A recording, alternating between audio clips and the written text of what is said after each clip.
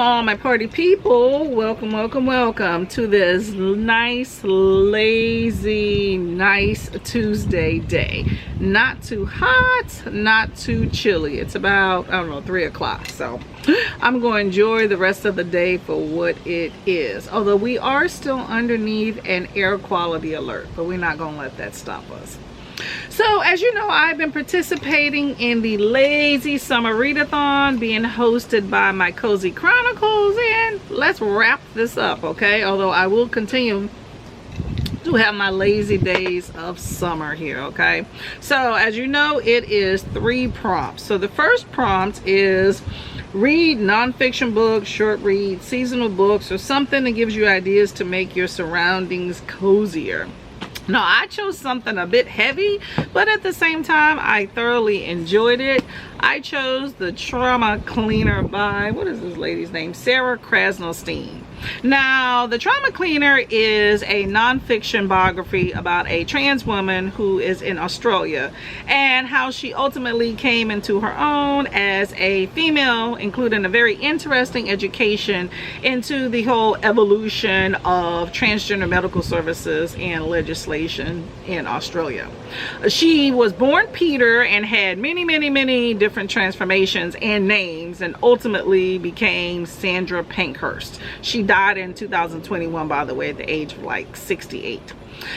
She had a physically and very emotionally abusive childhood. She was a drug addict, was married both as a man and as a woman, living undercover foul in both of those relationships, I might add. I was just not happy with her or him in any of those situations, but I digress. She worked many jobs, including as a prostitute, and also started a very successful cleaning business specializing in crime scenes, psychological situations, and hoarding situations. Now, the scenes in this book, I will say, described a lot of what I saw in that show Hoarders.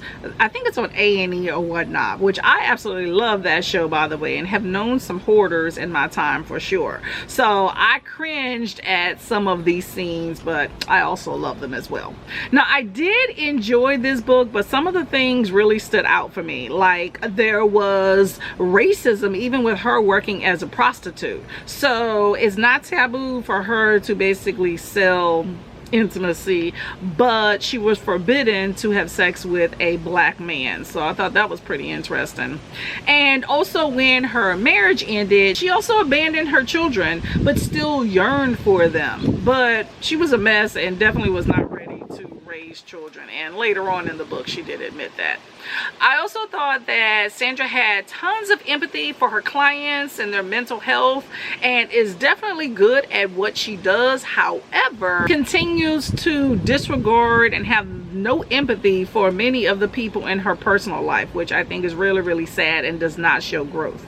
Now, I will say that I did not like the writing style of this writer. She had so many tangents where the author just goes off offering opinions and speculating about Sandra, and I just felt that it was just very distracting and made the book erratic. Not to mention, there were many redundancies in the book. I was like, did we just talk about that already? Lastly, I would say that I would have enjoyed this book better as an autobiography, because she seemed to be very unreliable and was missing key things in her life. So she clearly understood some things but not others. So I think, in her own words, would have been very interesting to kind of resolve those discrepancies. And that is The Trauma Cleaner. So, and the next prompt is read something inspiring, uplifting, romantic, or sumptuous. Okay, so now I definitely read something sumptuous. Okay, now I read a book called The Marriage Pass, and I got this recommendation from Sister Harlem's library. Adrian, this book was a trip, okay? Now, this book, you have Shantae, Decay, who suggests a marriage or a hall pass to her husband Dorian. So one night, no questions asked, let's meet for breakfast in the morning, and let's just not talk about what you did and who you did it with, okay? So initially, he didn't want to do it, okay? He was like, I love my woman, I don't need to step out. Although he was a serial cheater back in the day. She has been through some stuff with him. But then he decides to do it because it is the perfect opportunity to D-down her younger, wild, ratchet, sketchy sister, okay? Needless to say, it didn't stop there because, you know, sis really likes her bro-in-law and he can't get enough of trouble. Now, I think Dorian is a classic case of why some women feel that they can't trust even the most trustworthy seeming men sometimes. And I have known plenty of those type men and women in that case. I think he lies way too easily and too readily, and his friends encourage cheating, you know, the single friends and even not so single friends are like, hey bro, well, why not? Go for it, go for it. I also think he is sloppy and weak-minded. So I was just really pissed that he started treating his wife basically like she was a side piece and was downright disrespectful, I think, at her parents' house. If you know that scene, then you know that scene. But this book just I did think that the steamy scenes were very tame. I mean, you had some stuff in there, but it was very tame and didn't get like super in there. I did think that there was also a couple of incongruencies, but it was a good story, and I also believe that Dorian deserved all the trouble that he got.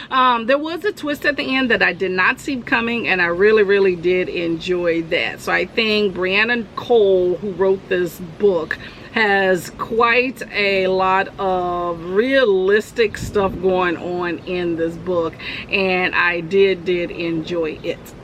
And that was that prompt. So let's see, the last prompt for Lazy Summer Evening Readathon is create your own countryside travel itinerary. Visit at least 3 places virtually, read about the places, and enjoy your virtual trip. Okay, well, I always like to do my own thing. These planes, y'all. Anyway, I'm gonna do my own thing because you know that's what I do. So you know what, I visited some places virtually and then I went there. So I went to Bermuda. You can take a look at my vlog that I am going to link below, but it was an amazing time. Just very expensive, so save your dollars if you go. I recommend just going to the Caribbean, okay? And then I also visited a really popular store called Ollie's that I love, that sold closeouts, and they had a humongous book section, and I perused that bad boy. So take a look at this footage.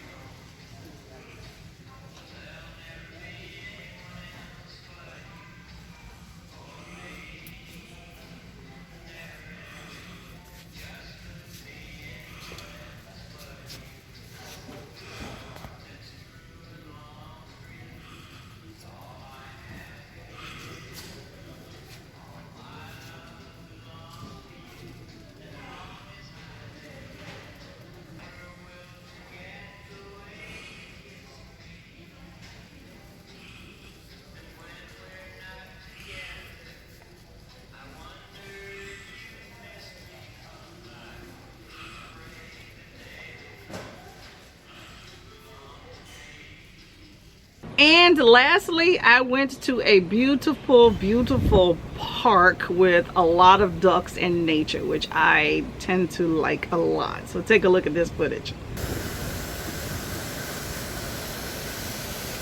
That looks like Geese Island out there. And that is me for Lazy Summer Evenings Readathon. I had a really good time kind of taking things slow and also taking things fast with this readathon. It was a good time. So I'm going to continue having my drink and cooling off. And I'll see you in the next video. Like, subscribe, and comment, and bye-bye.